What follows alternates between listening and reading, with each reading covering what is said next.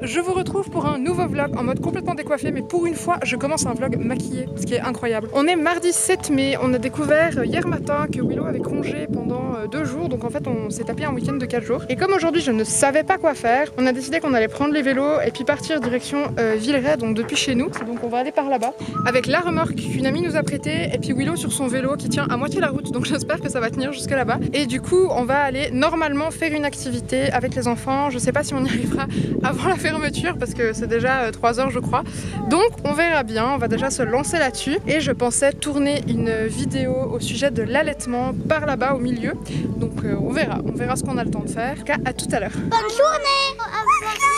Coucou Nao à pieds nus, on est au printemps, ça y est. Coucou. On s'est retrouvé bloqué parce qu'on a voulu continuer le chemin à la fin du village où on était, et puis en fait il s'avère qu'il n'y a pas de trottoir ni de petits chemins de forêt. Du coup on était obligé de passer en plein milieu de la route principale, et puis ça, il n'y avait pas moyen parce que c'est la première fois qu'on fait un long chemin comme ça avec Willow. Du coup on a vu qu'il y avait un train qui passait à la gare. Maintenant on a dû faire tout le tour du village pour trouver le chemin par lequel il fallait monter. Puis on va faire un village avec le train pour pouvoir aller à l'activité où je voulais aller, qui ferme à 18 h, sinon on n'aura juste pas le temps. Et puis comme ça je pourrai vlogger après.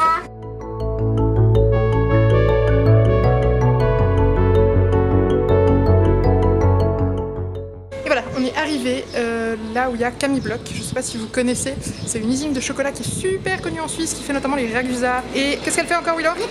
Les Torino. Willow a une meilleure mémoire chocolatière que moi. Du coup voilà, on a pris le train juste pour faire un arrêt parce qu'il n'y avait pas de route qui passait ici. Du coup Nao je l'ai mis dans mon dos puisqu'on n'est plus sur le vélo. Je vous rassure, je ne fais pas de vélo avec mon fils dans le dos. C'est pas hyper recommandé, même si je sais que certains parents le font. On va faire le dernier bout qui nous reste pour aller à la chocolaterie qui est par là-bas, et vous allez faire le tour avec nous. Ensuite on va, je pense, se poser pour boire, enfin moi je vais me poser pour boire un café, et les enfants pourront jouer un moment si c'est encore ouvert parce qu'il y a la place de jeu à l'extérieur. Enfin bref, je vous montre tout ça dans un moment.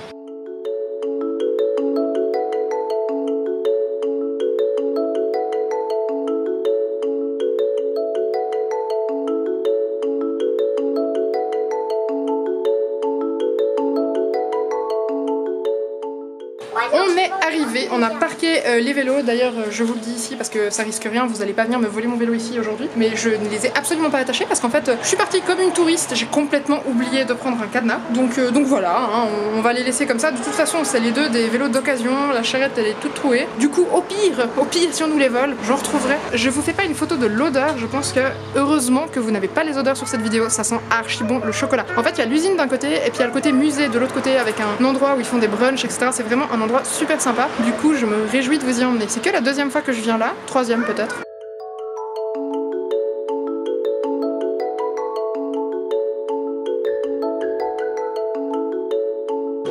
Bonjour.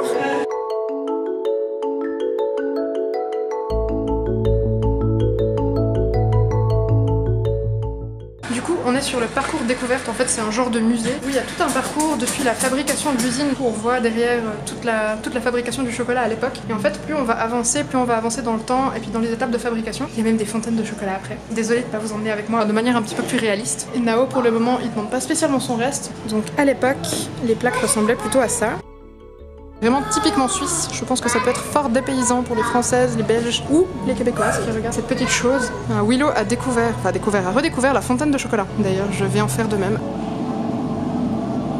Donc là, on a le stand fontaine de chocolat. Autant vous dire que les enfants vont passer un certain temps ici. Donc ici, c'est la découverte du Ragusa. D'ailleurs, il y a un jeu à faire ici pour les enfants, avec un gros dé, avec les méthodes de fabrication filmées. Je trouve ça vraiment sympa. Je viens de me faire totalement avoir, j'ai vu cette fontaine à eau, je me suis dit ah cool. Après avoir mangé du chocolat, j'ai super soif, mais en fait elle fonctionne absolument pas. C'est genre totalement décoratif. Il y a personne, on est mardi après-midi, donc vraiment c'est vide de chez vide. Certains doivent connaître ce produit-là. Là, il y a une vieille Vespa, je pense que ceux qui sont déjà venus ici connaissent bien cet endroit. C'est une Vespa sur fond un petit peu à l'ancienne, où en fait on peut faire des photos. C'est vraiment pensé aussi pour les enfants parce que du coup il y a plein de trucs qu'ils peuvent faire qui sont à leur hauteur. Vous voyez que c'est vraiment à hauteur des enfants. Et puis là on a toutes les anciennes plaques.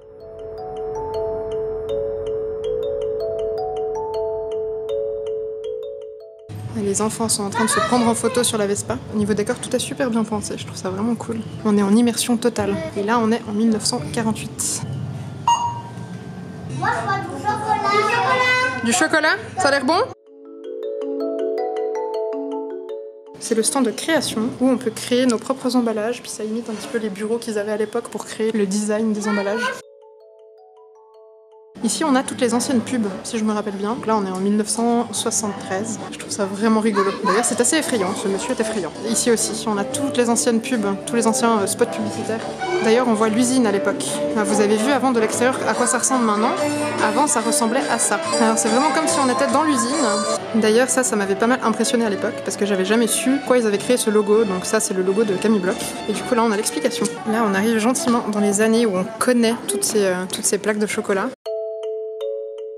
Ça donne un petit peu envie de manger quand même. Il y a une étape où ils peuvent créer leur propre spot publicitaire. Je vais vous montrer un petit peu de près, c'est hyper rigolo. Ils ont des petits personnages comme ça. Ils peuvent assembler les uns les autres des petits spots publicitaires sous forme de stop motion.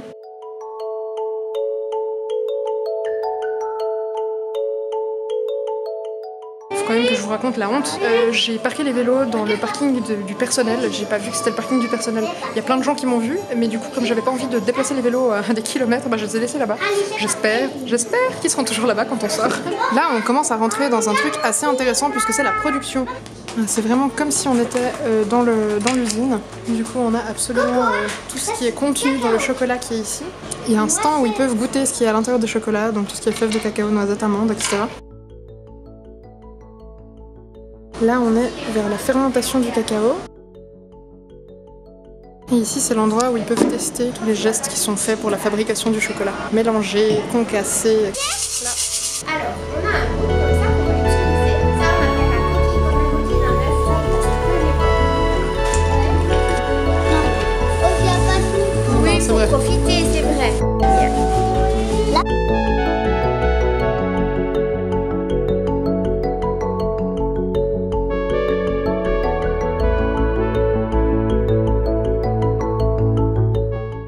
Du coup, on a nos photos qui tournent ici. Là, il y a un petit cinéma qui parle de l'histoire du chocolat. Il n'y a absolument personne. Donc en fait, ce qui va se passer, c'est qu'on va se poser et puis Nao va pouvoir téter.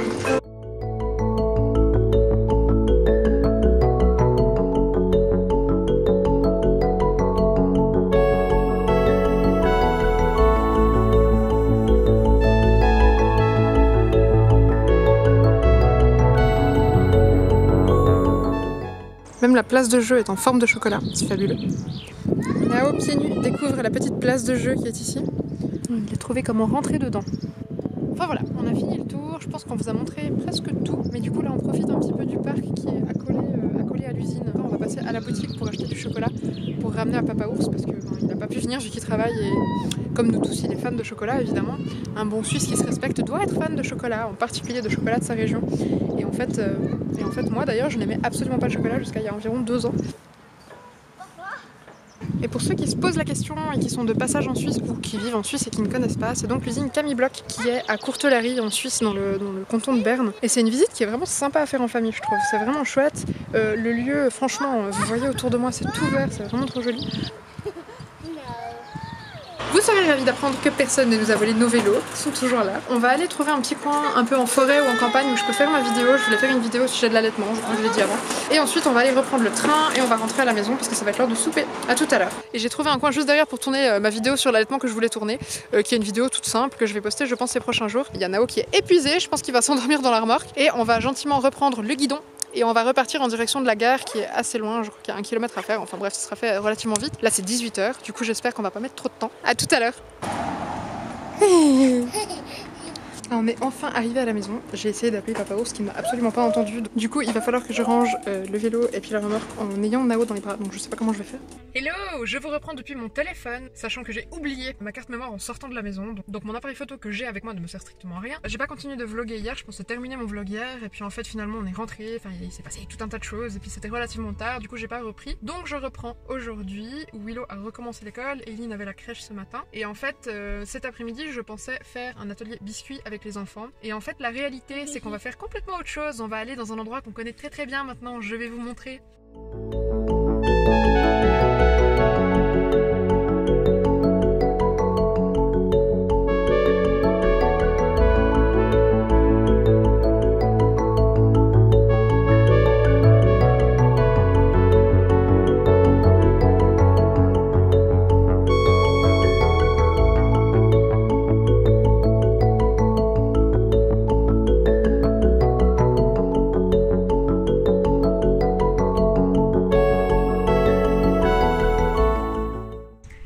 ressort et il pleut, des cordes, et du coup on se fait détremper, complètement détremper. Enfin bref, je vais vous raconter, je pense dès qu'on rentre, parce qu'on a encore pas mal de choses à faire, on doit aller faire changer les pneus de la voiture. Du coup, je vous raconterai les petits malheurs de Nao dès qu'on rentre, mais enfin bon, c'est en bonne voie.